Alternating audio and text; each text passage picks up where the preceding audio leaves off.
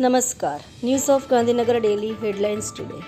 કેન્દ્ર દ્વારા વાટાઘાટોના આમંત્રણ મળ્યા બાદ 121 કિસાનોએ તોડ્યા ઉપવાસ.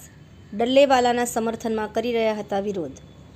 હવામાન પલટાની અંબાલાલની આગાહી. ગાંધીનગરમાં આજે લઘુત્તમ તાપમાન 18 ડિગ્રી અને પવનની ગતિ 4 માઇલ પ્રતિ કલાક.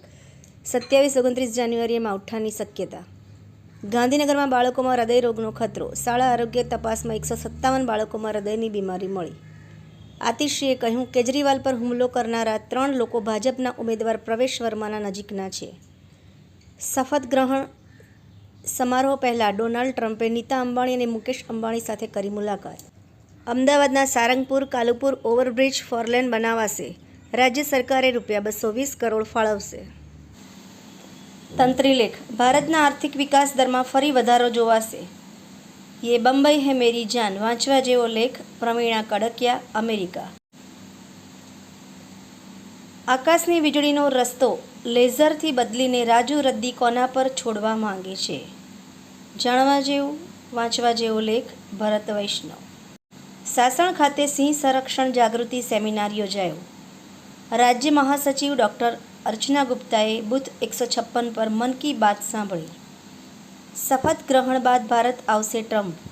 અમેરિકાના નવા પ્રમુખે સલાહકારો સાથે વાત કરી. એનોજી સાહિત્ય સરિતા ગ્રુપ. વિષય સુખનું સાચું સરનામું. એના ઉપર સર્જકોને ખૂબ જ સુંદર વિવિધ સ્વરચિત રચનાઓ. ગુજરાત ગૌરવ એવોર્ડ વિજેતા મુકેશભાઈ ભટ્ટના ભજન સત્સંગ આયોજન. મહિલાઓ પર તેમના ઘરના સભ્યો વિશ્વાસ કેળવે તે સમયની માંગ. ભ્રષ્ટાચાર પર અંકુશ લાદવો હોય તો રાજનીતિમાં મહિલાઓની ભાગીદારી વધારો. બાપુ. ગુજરાતમાં 66 લાખ ખેડૂતોના લક્ષ્યાંક સામે 33 લાખથી વધુ ખેડૂતોની નોંધણી પૂર્ણ. સાબર ડેરીના આસિસ્ટન્ટ જનરલ મેનેજર ડોક્ટર એમ.એન. પટેલનો વય નિવૃત્તિ સમારોહ યોજાયો.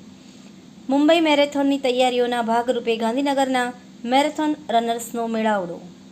ભાવનગર ખાતે કેન્દ્રીય રાજ્યમંત્રી શ્રીમતી નીમુબેન બાંભણિયાના અધ્યક્ષસ્થાને માર્ગ સલામતીનો કાર્યક્રમ યોજાયો. ખાનગી વાહનમાં મુસાફરી કરવા જતા વૃદ્ધ દંપતી લૂંટાયું. ગાંધીનગરમાં ફળાઉ વૃક્ષોની સંખ્યા ચિંતાજનક. જિલ્લામાં 1.38 કરોડ વૃક્ષો પૈકી માત્ર 3.73% ફળાઉ, 74.55% નીલગિરી અને 8.07% લીમડાના વૃક્ષો.